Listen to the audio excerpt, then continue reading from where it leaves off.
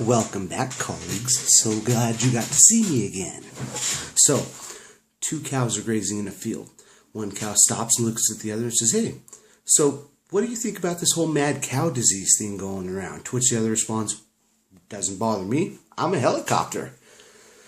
Anyhow, in all seriousness, first and foremost, thank you all for your wonderful posts. I read all four of them, and I always find that, at least in this online class so far, as well as my PA 620 class that I'm taking, when I go to read discussion posts, I have this hope and anticipation that I'm going to open the posts and read through them and be able to formulate a quick response, but it never works out that way. Not that I can't come up with a response on the spot, but more so that I get sucked into the posts because there's just so much interesting detail in them. And I actually had several hours today spent reading through some of the reference case laws from all of your different posts. Additionally, thank you to those of you who have had the opportunity to respond to my posts. I found your comments rather thought-provoking. So, those of you that had some questions or comments that seemed like I had left something unanswered for you, I will try to address those in this post or in this response. So first and foremost, I want to respond to Chelsea. Chelsea was reviewing a case where a man was shot on his front porch by a police officer, and initially the police officer was granted qualified immunity for the situation. It all transpired by the police officer inputting a license plate wrong by one character. It was like a 5 instead of a 9, or a 9 instead of a 5 in the license plate. I have a hard time understanding how as minor and clerical of an error as that is, it still led to the events transpiring the way they did. And that being the case, I am hard-pressed to accept the idea that because it was a minor clerical error, that the officer should in fact qualify for qualified immunity. It seems to me that a police officer running a check on a license plate, if they get a response back that that license plate is registered to a stolen vehicle, registered to a person who has a warrant out for their arrest, or any response in that nature, be it negative or positive, the first response the officer should have, there should be a duty, if you will, that they rerun the plate, run it a second time, verify the information so you can make sure you enter the situation with correct information.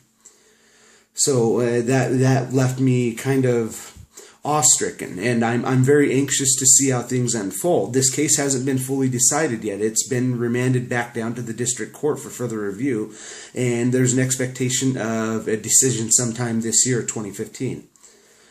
So thank you for the very, very drawing in post, Chelsea, as everyone else had. Sally Ann, I actually really liked the reference you had, Millbrook versus United States, in the case of a prisoner who had his rights violated by correctional officers who are, at least in the state of California, they count as level 6 law enforcement officers, same as a sheriff, county sheriff in the state of California. I'm not sure how that functions in other states exactly, but I was interested in it because it's like from one of the earlier posts that we had where Dr. Van Wart responded to a comment I made, how, it'd be a lot nicer if some of these things could happen before the fact instead of after the fact. But this is another example of our system working out rather beautifully with case precedent, in that we had an expansion of the Federal Tort Claims Act to where, people's rights were, broadened to provide more protections. And whether we like it or not, people who are incarcerated, whether they were wrongfully imprisoned or justly imprisoned, they are still people, and they should be afforded some level of human dignity and some rights. So that was a very good post, Sally Ann, and thank you for it. Carla, you had a post on Connick v. Thompson where there was prosecutor who withheld a blood test of some nature, a lab test regarding blood or DNA. And it's very strange to me, this idea that prosecutors have absolute immunity. I agree with the notion of them having absolute immunity. However, the rules of absolute immunity say that they have to be operating within the scope of their job function. A prosecutor withholding exculpatory evidence, assuming that is in fact what happened. I found mostly just news reports that say that that's what happened. Official or legal documents, I couldn't find any one that specified that it was in fact withholding of exculpatory evidence.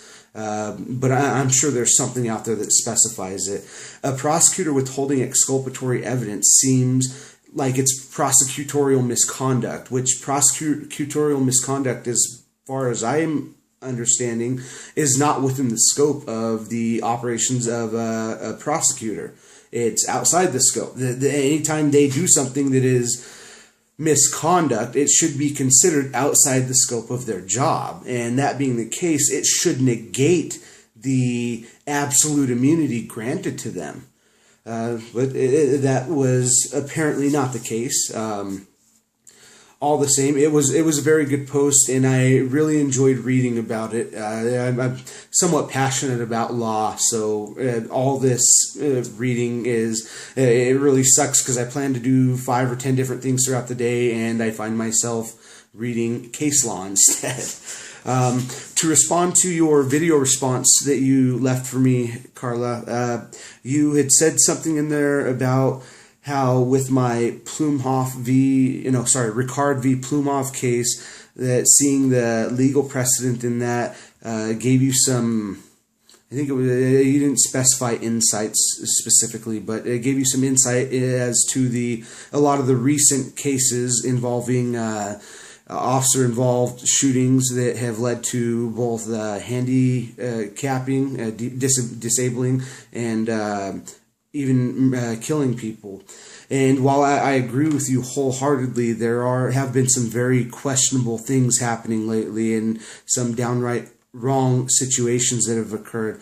You didn't specify that the Ricard v. Plumhoff case was something you thought was wrong in terms of the officer's actions or not, but so I don't know what your opinion is, so I'm not necessarily responding to that, but to share my thoughts on it, I thought they were justified in what they did, and I will get further in that with my response to the fourth posting from Andrew, because he actually kind of left a response that called me out for not leaving a conclusion, which I assume he means like a personal opinion on the matter. So I'll get more detailed in that. So thank you for your post, Carla, and your response to my post. Andrew, you worked on other countries' notions of immunity, and one of the things that I found myself asking at the end of after reading your post was, with respect to the United Kingdom, you said that they have, immunity throughout, but it's been adjusted to where there are ways for the public, if you will, the Commonwealth, to challenge the Crown. You kept referring to the Crown specifically. What I was curious of is there immunity differentiation between the national government, the Crown, if you will, and local government, such as your municipal law enforcement over there? I'm not sure what their terminology is. I'm very curious about that, and I'm not necessarily suggesting you should go find out. I could go research it as well. But that was one of the things left in my mind. Lastly, Andrew, your comments regarding my post and not having a conclusion. If I recall, one of the options that Dr. Van Wart gave us was something about writing an essay, but he specified that it's not supposed to be an opinion piece. And that being the case, I kind of felt that should be applicable to the remainder of the options as well. And as such, I didn't give my opinion. I wanted to withhold my opinion entirely. I wanted to give a review of the facts at hand and just present information as it's, in its rawest, unedited by me form as best as I could. So that being the case, I'll provide you my opinion. Ricard, the driver, not his daughter, who actually filed the suit, posthumously on Ricard's behalf, he gave pursuit from police and reached speeds in excess of 100 miles an hour, passing more than 24 cars, according to all different reports. As such, those speeds in those situations are highly unsafe. He was definitely posing a threat to the public at large. And once they actually did get him stopped, he attempted to speed away again while his car was wedged up next to a police cruiser.